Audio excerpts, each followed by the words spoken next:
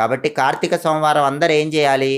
ఉదయం 7:30 నుంచి ఉదయం 9 గంటల మధ్య ప్రాంతంలో, అంటే రాహుకాలం ఉన్న సమయంలో శివాలయంలో శివుడికి అభిషేకం చేయించుకోవాలి, లేదా శివతీర్థాన్ని శివాలయంలో స్వీకరించాలి. ఈ చిన్న పని చేస్తే 100 సంవత్సరాలు ప్రతిరోజు శ్రీశైలంలో యజ్ఞం చేసిన అద్భుత ఫలితం కలుగుతుంది.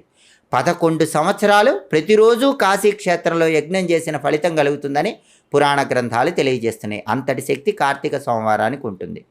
అలాగే స్కాంద పురాణం ఏం చెప్తుందంటే, యహ కార్తిక్యాం అర్కపుష్పై అర్చయేత్ గిరిజాపతిం సలబ్ధ్వా పూర్ణమాయుష్యం పశ్చాన్ మోక్షమవాప్నుయాత్ అంటుంది స్కాంద పురాణం.